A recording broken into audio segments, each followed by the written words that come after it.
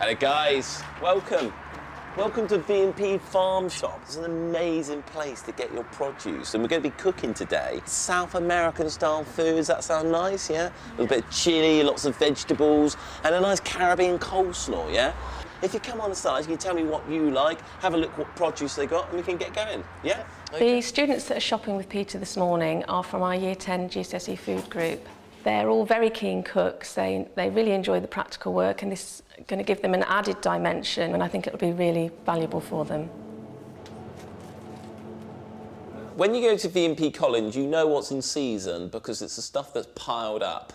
And they've had so many squashes and such a good year for squashes that they are spilling out into the car park.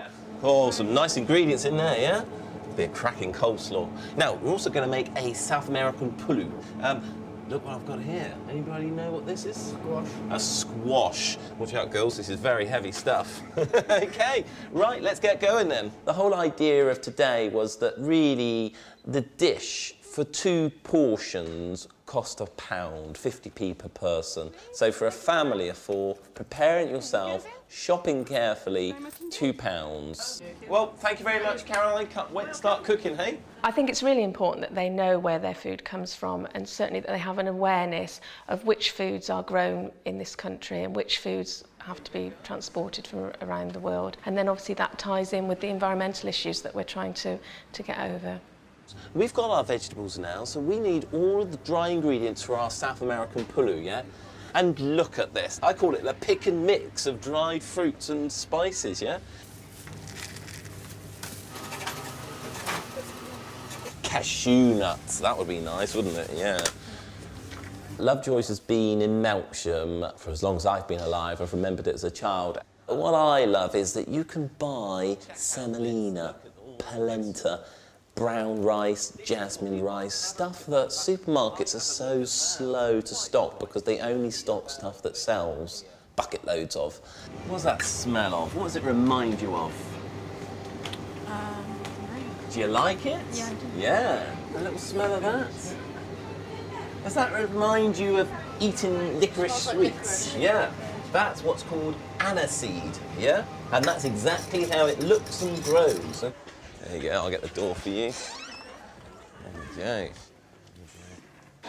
Good morning, Year 10. I know some of you have been out with Peter this morning to do some shopping, and he's going to do some cooking with you this morning. So I'm going to hand over and he'll explain what you're going to be doing. Thank you very much. Well, something really exciting today, something that's economical, something that you can take with you when you go to university or wherever you choose to go, yeah? Exciting, healthy, low-cost food. So are you ready to get going? Yeah. Good, right. Let's do it then. Peter has worked with the school with other members of the team before, but it's the first time he's come in and worked with me and worked with those students. Peter is very enthusiastic about his cooking, and you could see that rubbing off on the students. And also, I think because he's a male, I think that's quite interesting, because most food teachers tend to be women. Get your wok on, okay? And heat it up, a little bit of oil in there. And we want to put in half an onion. Try and get it chopped as finely as you can. And then those great spices. Here we've got a little bit of clove. Have a little smell of that. Reminds you of Christmas. Do you want to pass that round? If you're going to use spices for this South American dish, you've got to cook them. Because there's not enough time in the actual simmering to release the taste of the spice. It's actually done in the heat.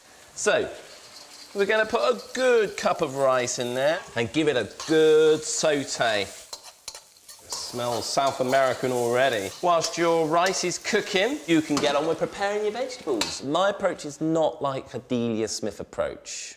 Bless her wonderful institution of cooking, but it's not step by step do this. It's kind of all up like a great big volcano and just catch the pieces as it comes down. But in there is structure about what parts of the recipe need attention. Keep your thumb behind your finger, guys, and you'll never cut yourself. This is what makes South American food interesting. It's the pièce de la résistance, yeah? Don't be scared of chilies, just cut them in half, okay? Now, if you don't like it hot, just take the seeds out, yeah? Like so. If you do, you leave them in. I'm gonna take them out for your benefit. And then we chop up the chili, okay? And this is the next ingredient. This is what makes South American food special, and that's that they add sweetness to their food. I'm going to put some apricots in, but you don't have to put apricots in. We've got some apples, didn't we? Yeah. Raisins, yeah? Sultanas. It's up to you. Our rice isn't cooked yet, is it? Okay, so it needs water or liquid or stock. Now, I'm going to use 300 millilitres because I like my pulu to be quite dry. There we go. Pour in the stock. And there we go. Okay, take about 10 minutes. You can leave your pulu alone while you prepare your Caribbean coleslaw. Naturally, the coleslaw, we take mayonnaise, about a tablespoon. We're not going to make a huge amount. Then we're going to cut our cabbage nice and finely. There, in it goes. A little bit of chopped red chilli in there. Red chilli is hotter. So with tomatoes, always cut them with skin side down. It's so much easier to cut. And those wonderful Bromham carrots. Just grate these, okay? Take your time, so I only want grated carrots, not grated fingers. There we go. Now, if you like it zinging zesty, you get your lime upside down in your hand and you really squeeze it. There we go. Just chop up the apple or the apricots, whichever you're going to put in there. And I think we're ready to give our coleslaw a stir. Most important thing is to have a taste, yeah? So you've done very well today. I think you should have a little go on that. The Caribbean coleslaw. Very zesty. Good. Fantastic. OK, what about the pulu? I mean, this has got to be really intense. It'd be quite hot, so watch out. Very spicy. Fantastic. The taste of kidney beans. Good. Lovely. Caribbean coleslaw. Go on a little plate like that. And the pulu, well, that's not actually finished yet. But what you do to that is you take some pumpkin seeds, cashew nuts, and then you take a squeeze of lemon, squeeze that all over, and a wonderful herb, coriander. Just tear it over, chop it, whichever suits you best.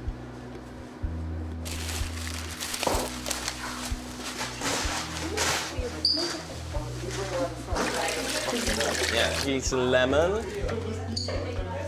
and some kidney beans.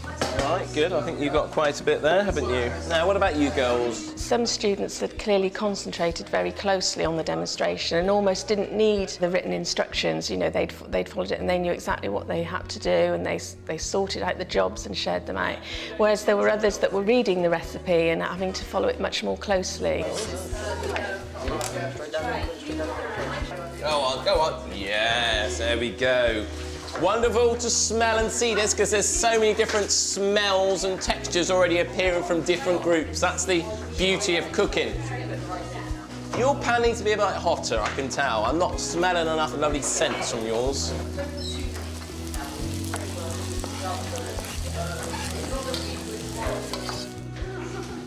Oh, that's smelling very, very good. That's right, yeah.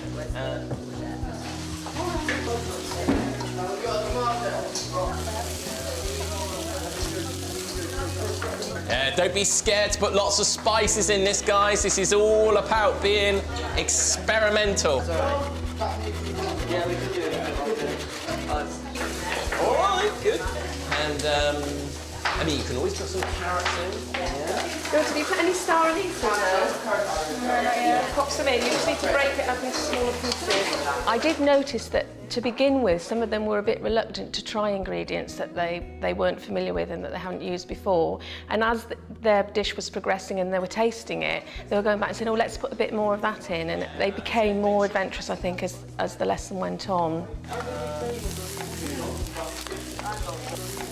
That's looking very good, guys. How's yours going to be different, though? I want to know what's different about it. I think that's a very good idea, that, guys. Maybe put half an apple and some spring onions. They go very well, yeah? I put a bit more cabbage in because when he made his, I didn't think there was as much cabbage as there should have been. I didn't really taste it, and I didn't really taste the apple either. I put a few more tomatoes in. Ready to go? Now, you guys, you've had a good idea. You want to put some more cabbage in your pulu, and I want to show you how people throw away the outside of these cabbage leaves, yeah? Just make sure they're clean. basically, these can go in. They're a bit like making a cigar. Not that any of you should have been doing that, but this is how they did it. They roll up the leaf really tightly, like so. And then you take your knife and just chop, just like I showed you, thumb out of the way, and you can get your cabbage beautiful and as fine, okay, as the stuff you'd get in the middle. It needs sorting out and finishing though. Are you pleased with the texture? Yeah. Good, okay. Let's have a little taste of that. Delicious. You need a little bit of chilli. You're not chilli girls, are you? A little bit of chilli in there, some lemon juice, and that will be a winner. Good, well done. Now, this was Peruvian cooking we were doing, South American, and it needs passion, sort of, it needs excitement. It's got to sort of hit your palate, and you get that from intense cooking and liberal use of spices. I'm not really keen on chili, but I thought we'd put it in with other people as well. Turn off the heat, that will actually pick it up quite happily. The fact that they became more confident about experimenting and using different ingredients will apply to their later work. When they're developing their own products, it will encourage them to be a bit more adventurous and a bit more experimental. Isn't that beautiful presentation? Yes. What a wonderful idea, using the leaf of the cabbage. That you've seen where it grows, you've bought it from the farm shop, and here you are preparing it and garnishing it. So, well done. Let's have a little taste of that. And what do you think, guys? Are you pleased? Yeah. That's really full on. That's how I like it. Cloves, star anise, it's like it takes you off into Mars, doesn't it? Yeah. Nice chunky nuts in there too. Yeah, really nice. And the Caribbean coleslaw, you were making that, weren't you? Beautiful. Clean. My Caribbean friends will be pleased with you. Well done. I have to say, though, your kitchen, it's nearly as messy as mine. That's real creative stuff. Well done, guys. But make sure you clear that up, though. Yeah, we will. I joked with some of them about how much mess they'd made and how I wouldn't normally allow that, and I would expect them to keep their work areas tidy. And Peter joked with them about how, oh, my kitchen's just like this. So I think it's good that they've seen the two examples. I want them to experience the joy of cooking and the sort of total reckless self-abandon that you can have and the fun. But at the same time, I want them to taste at the end to see, right, how would I change it? How will I modify? Because eventually they'll write their own recipe that would suit their friends and family. Gary, which one do you like the best? Two always. It's quite interesting how different the dishes tasted, although they'd had a choice of the same ingredients. And I think the students picked up on that as well and were discussing it. Who made that one? Me? Me? That one's good. I've done it, mate.